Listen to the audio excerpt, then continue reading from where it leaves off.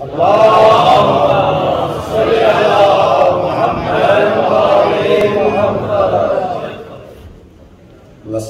والسلام والتحية والإكرام على أفضل الموجودات العبد المؤيد والرسول المسدد المصطفى الأمجد المحمود الأحمد أعني أبا القاسم محمد. اللهم صل على محمد وعلى روحه ونفسه وصهره ووصيه سيد الأتقياء والأصفياء مولى الموالي إمام المتقين علي بن أبي طالب. اللهم صل على محمد وعلى أوصيائه لا سيما بقية الله في الأرضين روحي وأرواح العالمين لتراب مقدمه الفداء واللعنة الدائمة على أعدائهم أجمعين من الآن إلى قيام يوم الدين.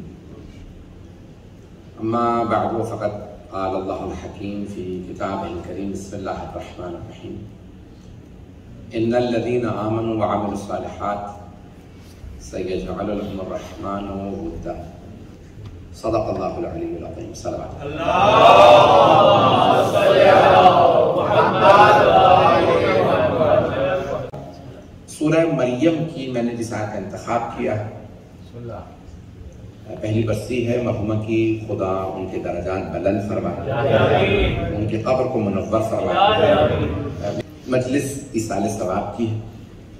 ایصال ثواب یعنی ثواب کا پہنچانا. اگر ثواب پہنچتا نہیں تو ایصال کیسے کیا جا سکتا؟ تھوڑی سی توجہ کیجیے.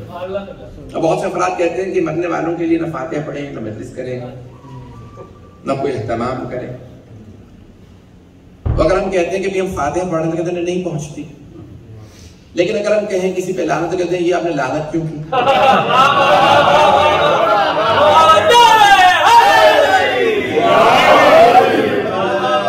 لوگ ہیں نا ہم لعنت کریں کہ لعنت کیوں کر رہے ہیں؟ جب اگر یعنی صلوات نہیں پہنچ رہی، فاتحہ نہیں پہنچ رہی، قرآن نہیں پہنچ رہا تو لعنت کیسے پہنچ رہی ہے؟ بات پہنچ رہی ہے؟ اعلان گرامی اگر لعنت پہنچ رہی ہے تو پھر فاتحہ بھی پہنچ رہی ہے. تو اہتمام کرنا چاہیے. بہت سے افراد یہ جانتے ہیں کہ ہمارے والے ایسے ہیں کہ جن کے لیے کچھ پڑھ بھی دیں تو پہنچنے والا نہیں ہے. ہمیں یہ یقین ہے جن کے لیے ہم فاتحہ پڑھ رہے ہیں انہیں پہنچ رہی ہے. اعلان گرامی نامہ اعمال ان کا بند ہو جاتا ہے جن کا ایمان درست نہ ہو. جن کا ایمان درست نہ ہو ان کا نامہ اعمال بند ہو جاتا ہے. جن کا ایمان درست ہو ان کا نامہ اعمال کھلا رہتا ہے.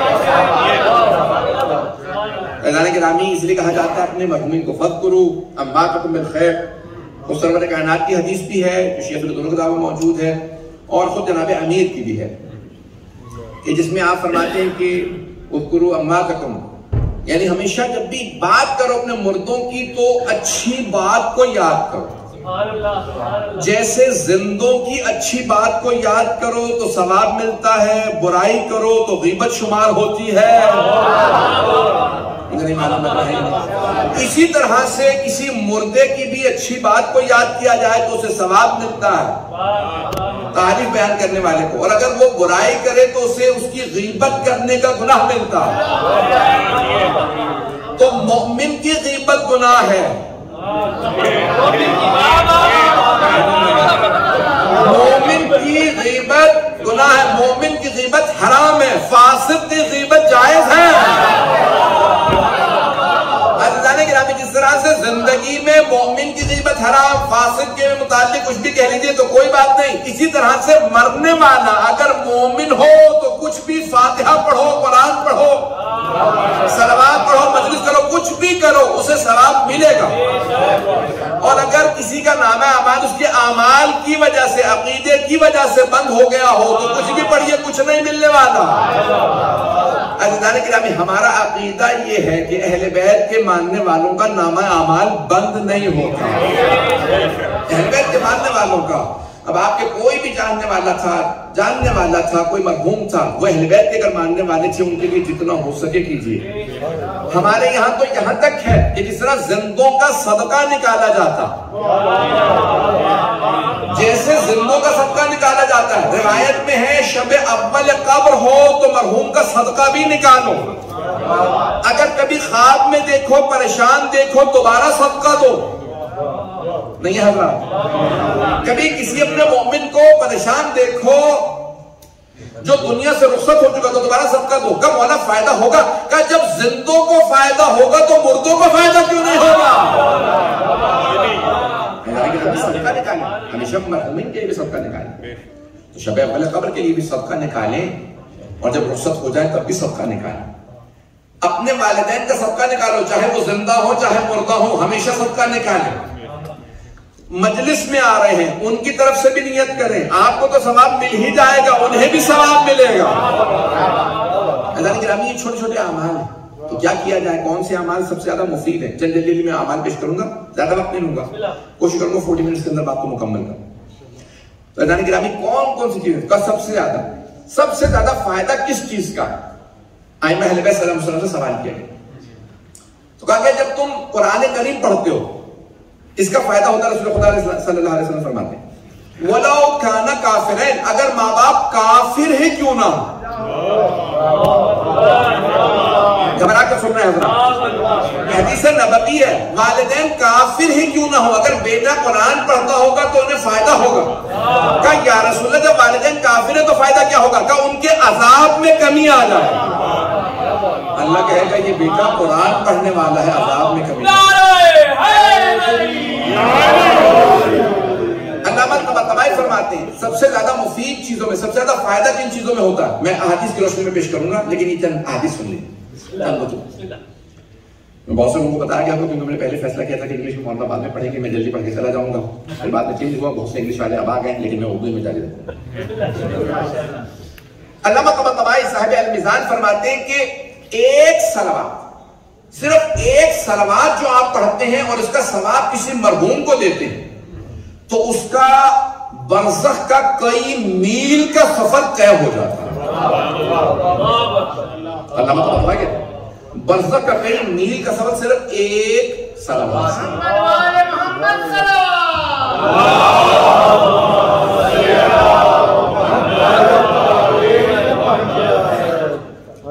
یہ چیزیں جو کام آنے والی ہیں.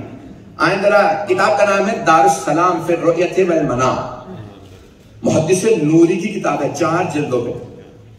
اس میں سوال کرتے ہیں، رسول خدا اپنے صحابہ کو بیان فرما رہے ہیں، کہتے ہیں کہ میں نے خواب میں اپنے چچا کو دیکھا، حضرت حمزہ جو سید الشہداء تھے امام حسین سے پہلے. کہا میں نے چچا کو خواب میں دیکھا کہ چچا جان، ان کی شہادت کے بعد کہا چچا جان یہ مرنے کے بعد سب سے زیادہ کیا چیزیں کام آئیں؟ تو حضرت حمزہ سید الشہداء علیہ السلام نے فرمایا کہ یا رسول اللہ 3 چیزیں مرنے کے بعد سب سے زیادہ کام آئیں. کہ یا رسول اللہ مجھے علی سے ویسے ہی بہت محبت تھی، میرے بھائی کا بیٹا تھا، مجھے ویسے ہی محبت تھی. کہ یا رسول اللہ مرنے کے بعد علی کی محبت بہت کام آئے.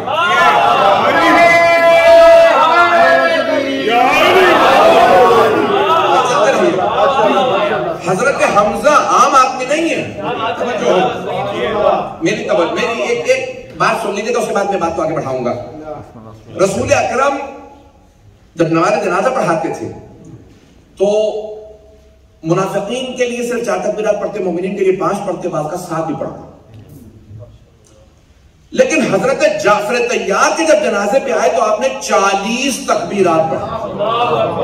40 تکبیرات وسائل شیعہ میں موجود ہے، 40 تکبیر، 40 تکبیرات پڑھیں. اور حضرت حمزہ اور حضرت فاطمہ بنت اسد مادر امیر المؤمنین، ان 2 ہستیوں کا جب رسول خدا نے مدینے میں جنازہ پڑھایا تو آپ نے 70 تکبیرات پڑھا.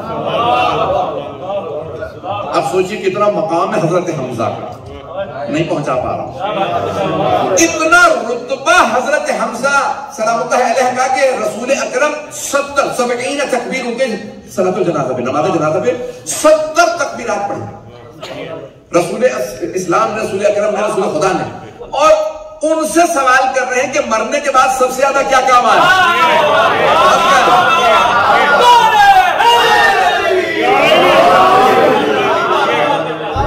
جن کے جنازے پہ سرور کائنات نے 70 تکبیرات پڑھی، ان سے پوچھا چچا جان مرنے کے بعد سب سے زیادہ کیا کام آئے؟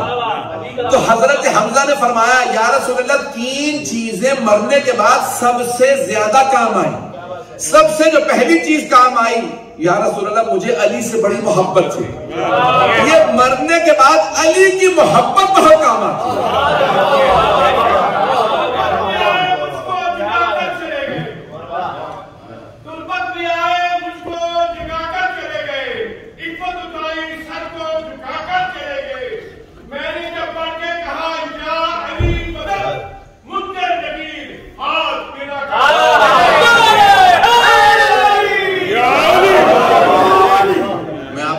دلا سکتا ہوں کہ اس بات کے لیے کیا ہے۔ یہ اور بات ہے کہ ہمارا باب مدینہ العلم ایک ہے، یہ جو ان پہ نزول ہوا ابھی سفر رباعی کا، یہ میں نے نہیں سکھایا، میرے بہت سے متعلق ہے۔ جناب امیر المؤمنین کی محبت کام آتی ہے، اور ایک اور حدیث میں حبی و حب اہل بیت، میری اور میری آل کی محبت، سرور کا نام فرماتے میری اور میری آل کی محبت 7 مقامات پہ کام آتی ہے، 7 مقامات پہ کام آتی ہے۔ احوالہن عظیمہ، جن کا ہال بہت زیادہ ہے، جہاں بہت زیادہ پریشانی ہوتی ہے، 7 مقامات نام سن کے لوگوں کو پسینہ آ جاتا ہے، ہمیں پسینہ نہیں آتا کیونکہ ہم آل محمد کے ماننے والے ہیں۔ 7 مقامات پہ میری اور میری آل کی محبت کام آئے۔ فرماتے عند الموت، موت کے وقت، عند سوال منکر و نکیر، منکر و نکیر کے سوال کی وقت، عند النشور، جب دوبارہ قبروں سے اٹھایا جائے گا، عند المیزان، جب نامہ اعمال تولے جائیں گے، جب ہمارے اعمال وزن کیے جائیں گے، تو سب سے زیادہ کام آنے والی محمد و آل محمد کی بلا ہوگی۔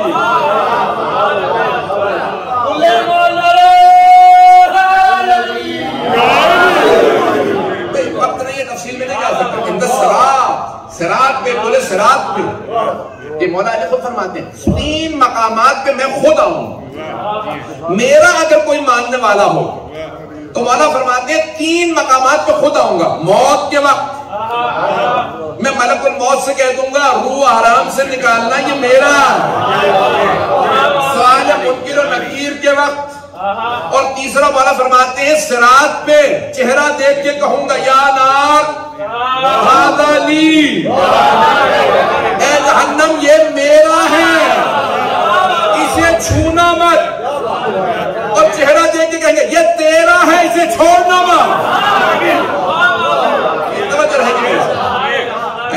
میں ساری آپ کو کوشش کر رہا ہوں کہ کسی طریقے سے آپ کے اندر وہ ولا دوبارہ اجاگر ہو،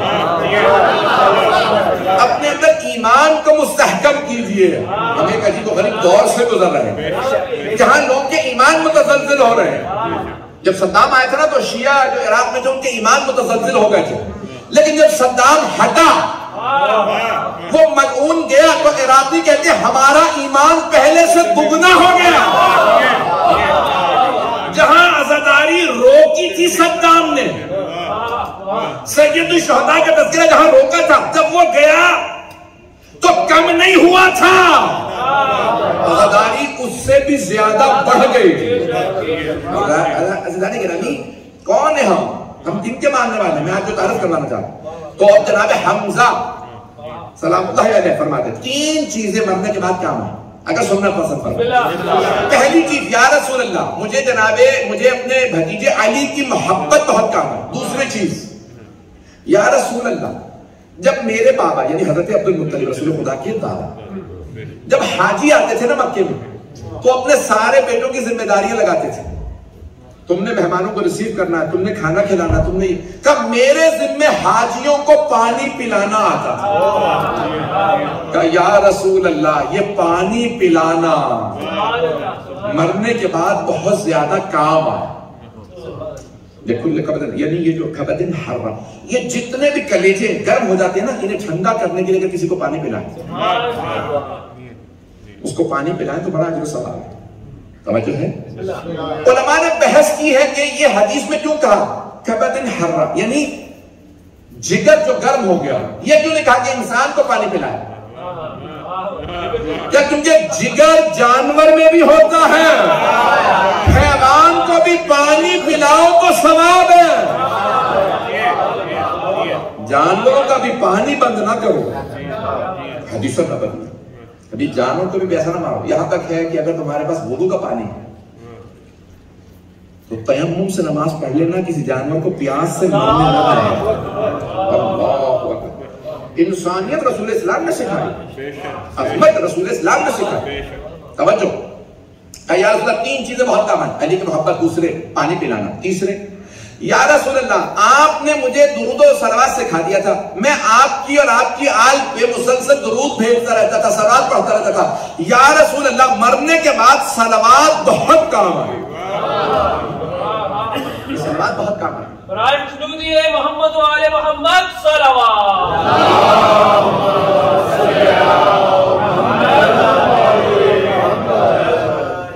کچھ دیر اور چلیے. مرنے کے بعد کیا کیا کام آتا ہے میں پیش کر رہا ہوں. تو قرآن، پانی پلانا، صلوات پڑھنا. یہاں تک کسی تاجر کو، ایک بزنس مین تھا، اس کی دکانیں تھی شیراز، ایک شہر ہے ایران کا، وہاں پہ اس کا انتقال. تو تمام جو شیراز کے علماء تھے انہوں نے خواب میں دیکھا یہ بخشا گیا. تو اس سے پوچھا تو کیسے بخشا گیا؟ پہلی رات خواب میں آیا. کہا تم نے دیکھا میری ہر دکان کے باہر پانی رکھا تھا اور اس میں بس ایک جملہ لکھا تھا: حسین تیری پیاس کے پرواہ، جو چاہے وہ پانی پی سکتا تھا، میں نے کبھی شرط نہیں رکھی تھی. کہا اللہ کو میری یہ صفت اتنی پسند آئی کہ پہلی ہی شب مجھے حسین ابن علی کی شفاعت نصیب ہوئی. یہ پانی پلانا. آج بہت سے لوگ سمجھتے ہیں یوکے کے اندر پانی عام ہے. خدا کی قسم ابھی بھی آپ افریقہ کے بہت سے ممالک میں چلے جائیں، پاکستان میں، ہندوستان، کتنے علاقوں میں جائیں گے پانی نہیں ہے، نل نہیں ہے، کنواں نہیں ہے. میں جب جانا شروع ہوا تو مجھے اندازہ ہوا کہ پانی کی کتنی قلت ہے. اور کہتے ہیں کسی کی بخشش کے لیے بس ایک پانی کا سورس لگا دینا کافی. کتنے لوگ پانی پیتے ہیں؟ بہت سے علاقوں کے اندر لوگ گندا پانی پیتے ہیں. اللہ کے نام میں پانی کا پلانا عجیب و غریب ثواب ہے. جانوروں تک کو پانی پلانا ثواب. کیا کام آتی ہیں چیزیں؟ علی کی ملا ہے. اللہ کے گرامی یہ جو آپ مجالس برپا کرتے ہیں، جو اتنے بڑے بڑے علماء مراجع مرتے ہوئے وصیت کرتے ہیں جب میں مر جاؤں تو میرے مرنے کے بعد حسین ابن علی کی مجلس کیوں؟ جو مظلوم ہوتا ہے اس کا ذکر کرنے سے ثواب ہوتا ہے. حسین ابن علی سے بڑا کوئی مظلوم ہے. ابھی میں ایک کتاب میں دیکھ رہا تھا کہ بہت بڑے بعض علماء نے ایک واقعہ لکھا، اگر سننا پسند فرمائیں. نجف اشرف میں ایک دکاندار تھا، اس کی ریپوٹیشن اچھی نہیں تھی. علماء اس سے کافی زیادہ پسند نہیں کرتا تھا تو اس کو اس سے کتراتے تھے. تو نجف میں ایک اچھا وہاں پہ آپ کو پتا کہ مجالس بہت زیادہ ہوتی ہیں تو بہت سے محرم وغیرہ میں فضائل نہیں ہوتے، صرف مسائل ہوتے ہیں. 5 منٹ کی 10 منٹ کی مجلس ہوتی. تو ایک بہت بڑے خطیب تھے، وہ کہتے تھے میں صرف مجالس پڑھتا تھا پورا دن صبح سے رات تک صرف مسائل، 10-10 منٹ مسائل، جس کے گھر میں بھی بلا لیا. کہ جیسے نکلا دیکھا وہ دکان کے باہر کھڑا تھا، میں نے فوراً راستہ بدلا، یہ پھر تنگ کرے گا. ریپوٹیشن اچھی نہیں تھی، گنڈا تھا. اس نے کہا کہاں جا رہے ہو؟ واپس نہیں جا سکتے، ادھر سے جاؤ. جب اس نے بلایا تو کہا میں تھوڑا گھبرا گیا کہ یہ میں بوڑھا آدمی، یہ اس کی ریپوٹیشن کیسی؟ کہاں جا رہے ہیں؟ کہا حسین ابن علی علیہ السلام کی مجلس پڑھو. جیسے ہی اس کا امام حسین السلام کا نام آیا تو اس کی آنکھوں میں آنسو تھے. کہا حسین ابن علی کی مجلس پڑھنے کا ہے؟ کہا مجھے مجلس سنا. تو انہوں نے کہا بھئی یہ کہاں مجلس سنے گا، کون کیا؟ تو کہنے لگے کہ میں ممبر کا عادی ہوں، ممبر سے مجلس پڑھتا ہوں، یہاں ممبر کہیں ہے نہیں، میں مجلس نہیں پڑھ سکتا. تو اس نے چاروں طرف گھوم کے دیکھا ممبر نہیں، تو زمین پہ بیٹھ گیا. اور ایک مرتبہ اپنے ہاتھ زمین پہ رکھے، کہا میں آپ کا ممبر بن گیا، میری پشت پہ بیٹھ کے ذرا 5 منٹ کی مجلس پڑھ لیں۔ وہ بہت بڑے خطیب، وہ کہتے ہیں کہ میں ایک مرتبہ اس کی پشت پہ بیٹھا، میں نے مسائل پڑھنا شروع کی، اس نے کہا مسائل پڑھ دیں، کہ جیسے ہی میں نے مسائل پڑھنا شروع کیا وہ اونچی اونچی رونے لگا، اس کا پورا بدن کانپنے لگا، کہا اتنا رویا، کہا کہ آپ جا سکتے ہیں مجلس سے پڑھیں، اور کہا اسی رات اس کا انتقال ہوا، نہیں مجمع۔ روتے روتے اس نے توبہ کی، جب اس کی توبہ قبول ہوئی، اللہ نے توبہ قبول ہوتے ہی روح قبض کر لی تاکہ دوبارہ گناہ نہ کرے۔ پہنچ گئے، توبہ قبول ہوتے ہی روح قبض کر لی، مر گیا۔ اب کیا کیا؟ کچھ علماء نے کہا کیا کریں اس کا؟ اس کو کفن کرو، اس کو نجف سے باہر نہیں دفنا دو۔ اس نے کہا نہیں، شیعہ تو تھا، نجف میں دفنا دو علیہ السلام میں۔ اس نے کہا نہیں، اس نے بہت تنگ کیا ہمیں، بہرحال بحث ہونے لگی، تو کہا نہیں، گناہگار بھی تو نجف میں دفن ہوتے، دفنا دو علیہ السلام۔ کہا جیسے ہی دفنایا تو اسی رات بہت سے علماء نے ایک ہی خواب دیکھا کہ جناب امیر فرشتوں سے کہہ رہے ہیں کہ اس نے میرے اتنے چاہنے والوں کو ستایا ہے، اسے نجف سے باہر لے جاؤ۔ کہ جیسے ہی یہ کہا تو جناب سید الشہداء تشریف لائے، کہا بابا جان اگر میں شفاعت کروں تو آپ قبول فرمائیں گے؟ بابا جان میں اگر شفاعت کروں تو آپ قبول فرمائیں گے؟ تو جناب امیر نے کہا اے میرے لخت جگر ہے میرے حسین، کیا کبھی آپ نے شفاعت کی اور میں نے رد کر دی؟ میرے لال آپ نے کبھی کسی کی شفاعت کی اور میں نے کبھی رد نہیں کی، تو آپ سوال کیوں کریں؟ کہا بابا جان اس کی میں شفاعت کرنے آیا۔ کہا میرے لال ذرا ان فرشتوں کو بھی بتائیے، سب کو بتائیے آپ کیوں شفاعت کر رہے ہیں؟ کہا بابا یہ ایک مرتبہ میرا ممبر بنا تھا، اس پہ میری مجلس ہوئی تھی۔ بابا جان میرے جد رسول خدا نے مجھ سے وعدہ کیا تھا جہاں جہاں میرا ذکر ہو، جو جو ذکر کرے میں شفاعت کا حق رکھتا ہوں۔ عزیزان گرامی، یہ مجالس جن مومنہ کی مجلس ہے وہ بھی ایک عزادار، ایک مومنہ کی عزادار۔ بیٹوں نے آج مجلس کیوں رکھی ہے؟ کیونکہ ماں مومنہ تھی، عزادار تھی۔ یہ بھی توفیق الہی ہے کہ ذکر ہو رہا ہے۔ میں نے وعدہ کیا تھا میں 40 منٹ میں تمام کروں گا، 5 سے 10 منٹ کی زحمت دوں گا، اس کے بعد کروں گا۔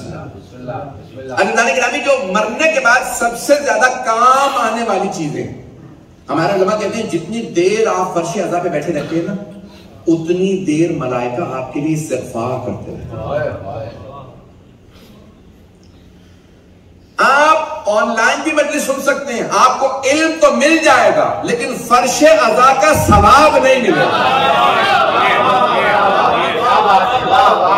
جو فرش عزا ہے، یہ جو مسجدوں مبارکہ میں آنا ہے، میں یقین مانیے کرونا وائرس کے بعد پریشان نہیں، صرف ایک چیز سے پریشان ہوں، یہ رونقیں بند نہ ہوں۔ جہاں جہاں لوگوں نے حرم بند کیے نا وہاں بیماریاں پھیلی ہیں۔ آج تک علماء پریشان ہیں، عراق میں نہ لوگ پراپر انتظام کر رہے ہیں، ہائیجین کا اہتمام کر رہے ہیں، لیکن نہ وہاں پہ بیماری ہے۔ جانتے کیوں؟ کیونکہ وہاں پہ لوگ حرم بہت زیادہ جا رہے ہیں۔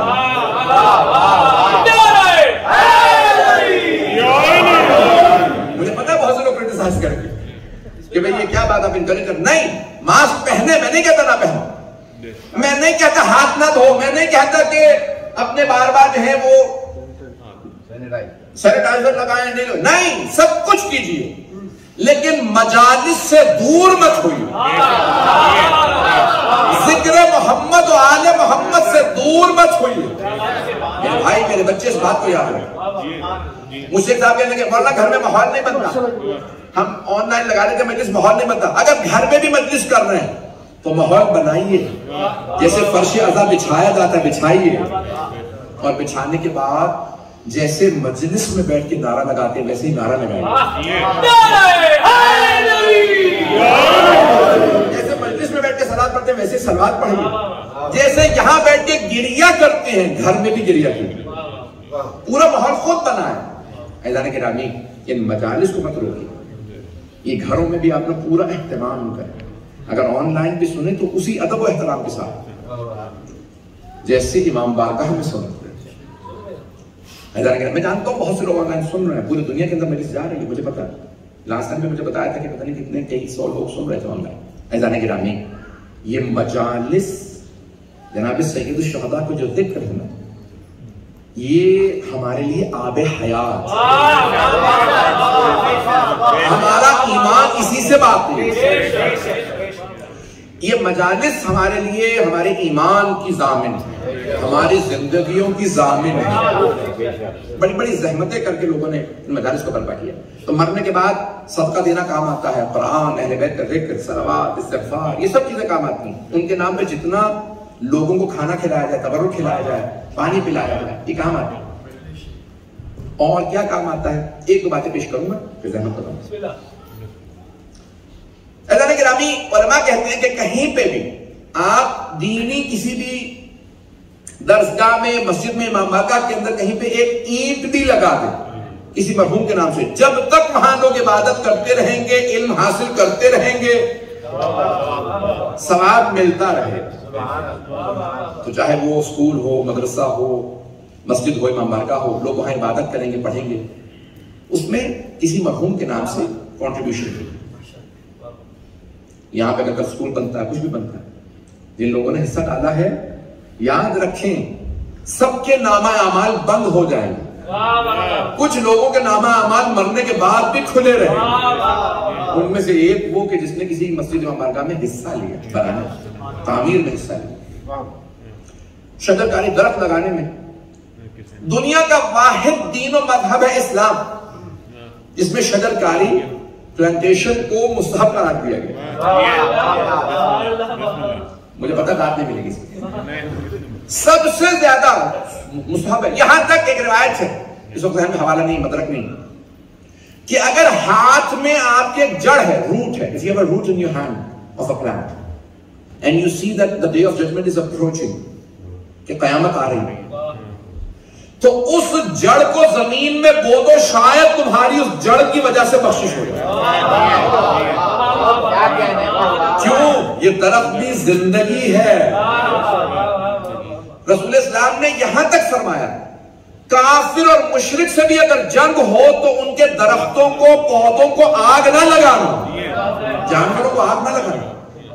صحابہ کا یا رسول اللہ، یہ کافروں کے باغ ہیں، ان کے پودے ہیں، یہ ان کے جانور ہیں، یہ گائے، یہ گھوڑے کافروں کے نہیں، یہ اللہ کی مخلوق، یہ جانور اللہ کی مخلوق، وہ پلانٹیشن اللہ کی مخلوق۔ اللہ اکبر۔ اسلام واحد دنیا کا دین جہاں مستحب ہے، اور سب سے زیادہ جنگلات مسلمانوں نے جلائے۔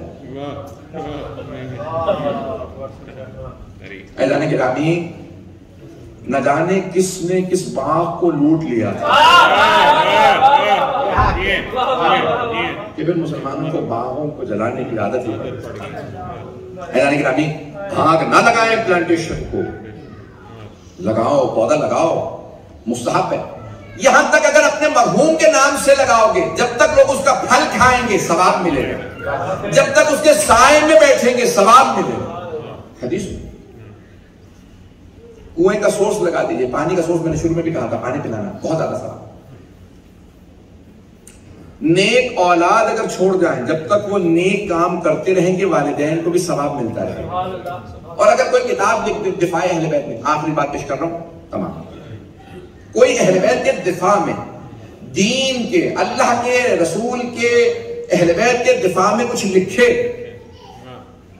تو وہ اس کا آخرت کا توشہ ہے، اس کی نجات کے لیے۔ یہاں تک ہے اگر کسی نے صرف ایک ورقہ لکھا ہو، ایک page, a person who writes only one page in defense of اہل بیت، ایک پیج صرف کسی نے لکھا، ایک ورقہ، ایک صفحہ اہل بیت کے دفاع میں لکھا، اگر وہ گنہگار ہوا، جہنمی ہوا، تو روز قیامت معصوم فرماتے ہیں کہ اس کے اور جہنم کے درمیان میں وہ ورقہ آ جائے گا، کہتا پروردگارہ اس نے مجھے اہل بیت کے دفاع میں لکھا تھا۔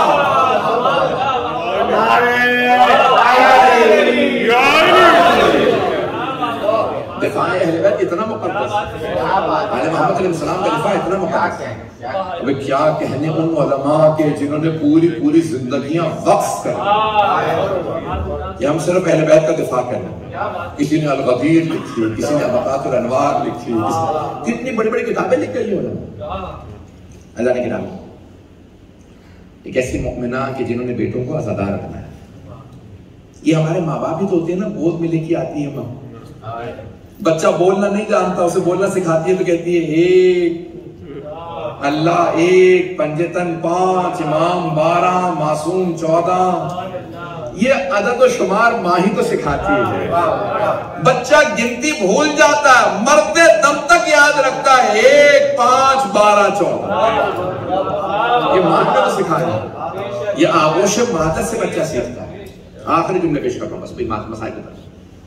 یہ مائیں ہماری، اور جو باپ اپنے بیٹے کو انگلی پکڑ کے پہلی مرتبہ مجلس میں لاتا ہے، نماز میں لاتا ہے، عزاداری میں لاتا ہے، امام بارگاہ، وہ بچہ کبھی نہیں بھولتا میں پہلی مرتبہ امام بارگاہ کس کی انگلی پکڑ کے آیا. یہ جو ہمارے ساتھ ہوا ہے یہی منتقل کیجئے بچوں میں. یہ رونا مجلس میں کون سکھاتا ہے؟ یہ ماں. آیت اللہ سیستانی کا جملہ ہے، ابھی پچھلے دنوں ترجمہ کر رہا تھا ان کے لیے، تو انہوں نے کہا کہ یہ خاتون کہنے لگی ہمارے علاقے میں تو امام بارگاہ نہیں ہے، مجلس نہیں ہوتی، تو ہم اپنے بچوں کو عزاداری کیسے سکھائیں؟ تو کہنے لگے اس سے کہو کہ جب عاشورہ آئے نا تو اپنے بچوں کو سکول نہ جانے دے، بٹھائے اونچی رونے لگے، خود ہی روئے بیٹھ کے، اتنا روئے کہ ہر بچہ اس کا پوچھے اماں کیا بات ہے، کیوں رو رہے ہیں؟ پھر کہے بیٹا آج ہمارے مولا حسین مارے گا، ہمارے مولا حسین مارے گا. جب 21 ماہ رمضان آئے بچوں کو رو کے ان کے سامنے اتنا روئے، ماتم کرے، ہائے ہمارے مولا مارے گا. بچہ پوچھے اماں کیا بات ہے؟ کہا آج ہمارے مولا علی کی شہادت.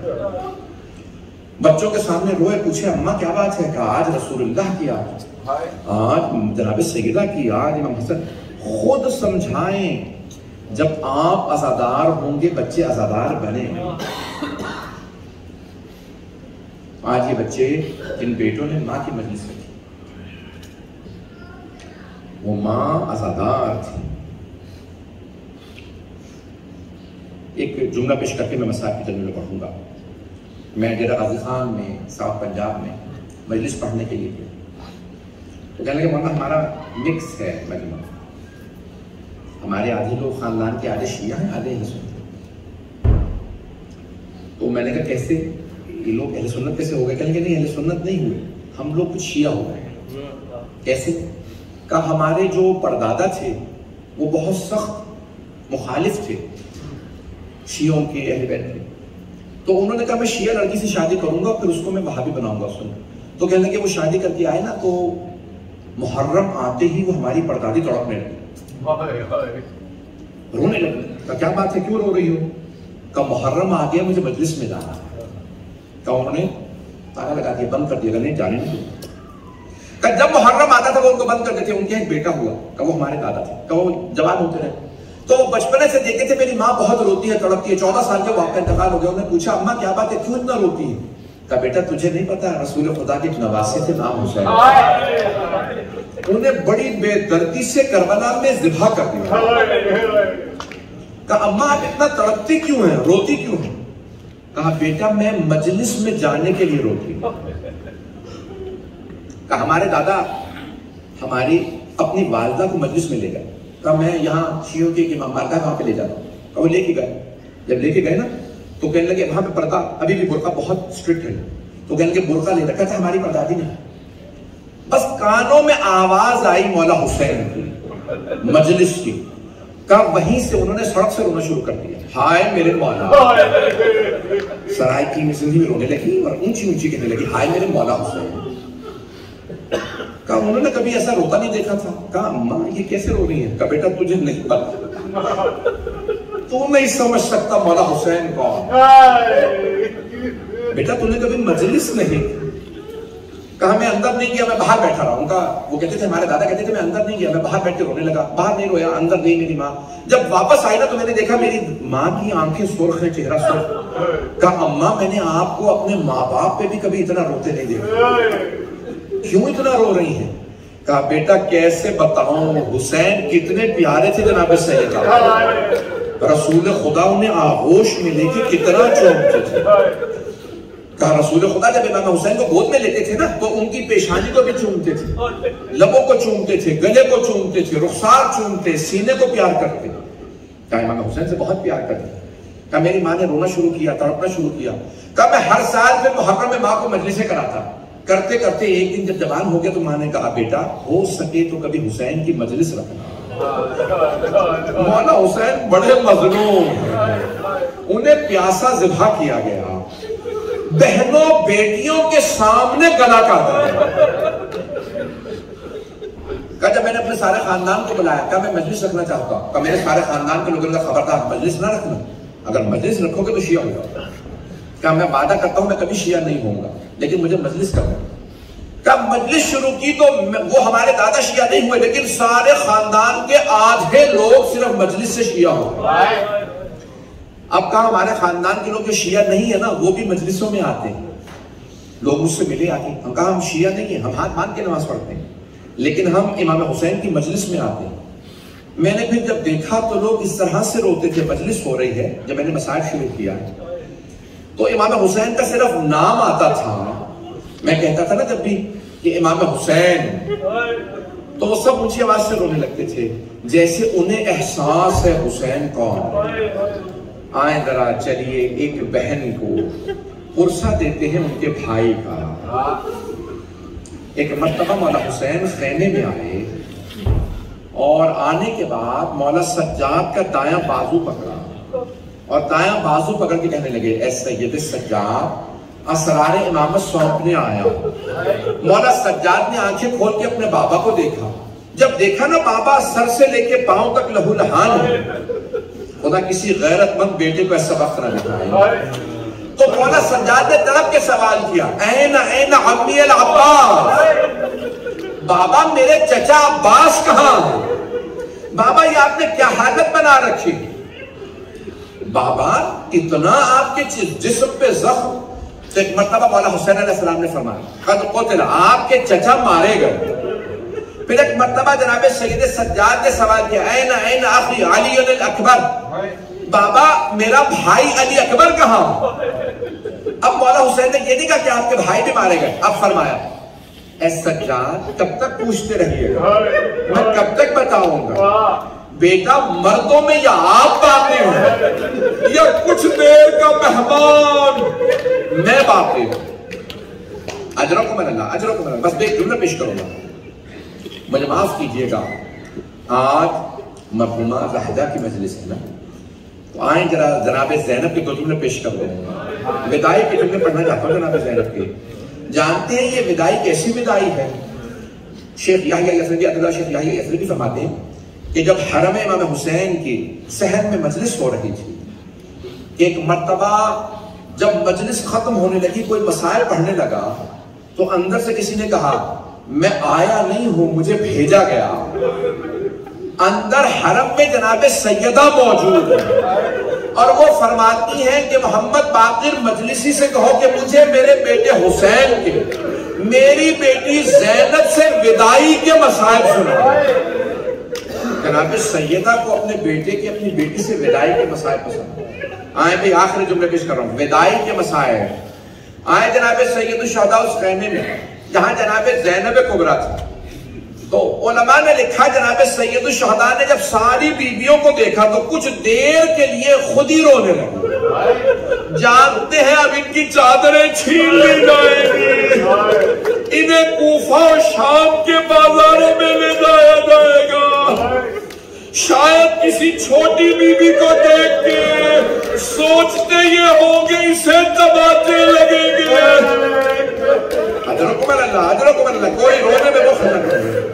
آخری جملے پیش کر رہا ہوں، مولا نے ساری بیویوں کو دیکھنا شروع کیا، پھر ایک ایک کا نام پکار کے سلام کیا، یا زینب، یا ام کلثوم، یا رباب، یا رقیہ، ایک ایک بیوی کا نام لیا، یا سکینہ، ایک نام لے کے فرمایا علیکن منی آخر السلام، میرا آخری سلام قبول کیجیے۔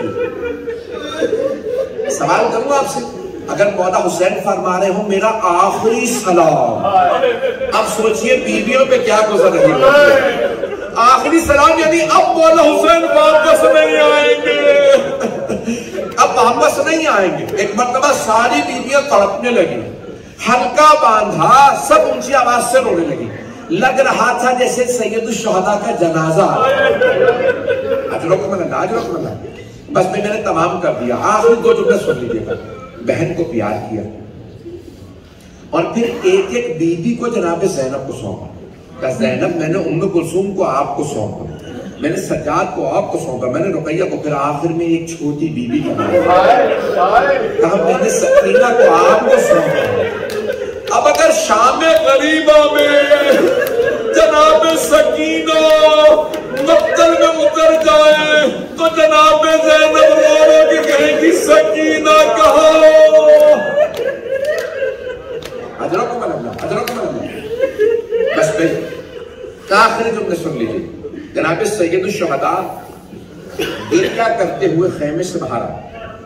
وہم حضرت شیخ جعفر شوشتری فرماتے ہیں، میرے طرف دیکھیں گا آخری جملے پیش کر رہا ہوں، جب خیمے سے باہر آئے نا امام حسین علیہ السلام تو نظر یمیناً و نظر شمال، پہلے دائیں طرف دیکھا پھر بائیں طرف دیکھا، پھر بڑی حسرت سے آواز دی، او عباس، او علی اکبر، او قاسم، او حبیب، میں نے تم سب کو گھوڑوں میں سوار کرایا تھا لیکن مجھے کوئی سوار کرانے والا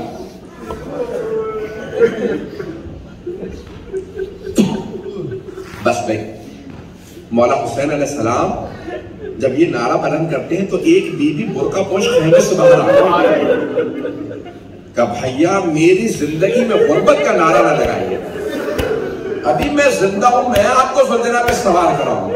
بہن نے بھائی کا بازو تھاما، سوار کرا دیا۔ سید الشہداء نے نظام فرس میں ہاتھ ڈالا، زلجنہ کو اینڈ لگا، زلجنہ آگے بڑھا، زلجنہ آگے نہیں بڑھی، کہ زلجنہ میرے بھائی مارے گئے، میرے بیٹے مارے گئے، میرے اصحاب و انصار مارے گئے، کیا تو نے بھی میرا ساتھ چھوڑ دیا؟ بے زبان جانور تھا نا، سر جھکا دیا۔ مولا حسین نے دیکھا زلجنہ کے قدموں سے چھوٹی سی بیوی لپٹی ہوئی ہے۔ سید الشہداء ایک مرتبہ دوبارہ اترے زلجنہ سے، بیوی کو گلے لگا کر سکینہ کیا بات ہے، اب خیمے سے باہر کیوں آئی؟ کہا بابا کہاں جا رہے ہیں؟ کہا بیٹی آپ کو پیاس لگی ہے، میں پانی لینے جا رہا ہوں۔ کہا بابا جب سے چچا عباس کی شہادت ہوئی ہے میری پیاس بجھ گئی، بابا مجھے پیاس نہیں، بابا مت جائیے، بابا جو جاتا ہے نا واپس نہیں آتا۔ سید الشہداء نے بچی کو پیار کیا اور بیوی کو پیار کرنے کے بعد فرمایا کہ بیوی میں نے طفلی میں اپنے نانا سے وعدہ کیا میں ان کے دین کو بچانے کی خاطر جان دے دوں گا۔ بیٹی میں نے وعدہ کیا تھا، میں وعدہ پورا کرنے جا رہا ہوں۔ بیٹی آج رات جہاں ماں سنائے نا وہاں سو جائیے، ضد نہ کیجیے گا مجھے بابا کے سینے پہ سونا ہے۔ بیٹی تڑپنے لگی۔ بس بھئی میں عراق میں کربلا معلم ایک مرتبہ مسائب پڑھ رہا تھا تو وہاں پہ عراقی عالم دین نے مسائب کے جملہ مجھے بتایا، میں پیش کر رہا ہوں آخری۔ کہا جب اس مقام پہ خیمہ کے سامنے جناب سید الشہداء اپنی بیٹی کو پیار کر رہے تھے نا تو جناب سکینہ ایک مرتبہ کہا بابا آخری مرتبہ مجھے سینے پہ سنا۔ سید الشہداء خاک کربلا پہ لیتے بیوی کو سینے پہ لٹایا، پیار کر کے کہا بیٹی میرے پاس سب سے زیادہ آپ کا حق ہے مجھ پہ رونے کا، کیونکہ سب سے زیادہ ظلم آپ پہ ہوگا۔ بیوی نے رو کے ایک سوال کیا تھا بابا آج جب سینے پہ سلاتے تھے تو ہمیشہ کہتے تھے اسلام میں بیٹوں کا بھی حق ہے بیٹیوں کا بھی حق ہے۔ بابا اب بھیا علی اکبر کو ساتھ لے گئے، بھیا علی اصغر کو ساتھ لے گئے، بابا بتائیے میرے حصے میں کیا آئے؟ علماء فرماتے ہیں سید الشہداء نے کچھ خاک کربلا اٹھائے، جناب سکینہ کے سر میں ڈالا۔ بی بی نے فرمایا بابا یہ کیا کیا؟ کہ بیٹی آپ کے حصے میں قید آئی ہے، آپ کے حصے میں اسیری آئی ہے، آپ کے حصے میں یتیمی آئی ہے۔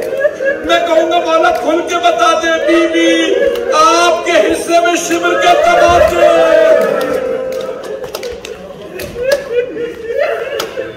الا لعنت اللہ علی القوم الظالمین۔ وَسَيَعْلَمُ الَّذِينَ ظَلَمُوا أَيَّ مُنقَلِبٍ يَنقَلِبُونَ۔ آئیں بھئی ہاتھوں کو بلند کیجئے۔ دنیا کی رسم ہے جب کوئی چلا جائے نا کسی کا ماں یا باپ تو بیٹوں کو لوگ گلے لگاتے ہیں، انہیں پرسہ دیتے ہیں۔ آج بھی میں دیکھ رہا ہوں مرحومہ کے بیٹے موجود ہیں۔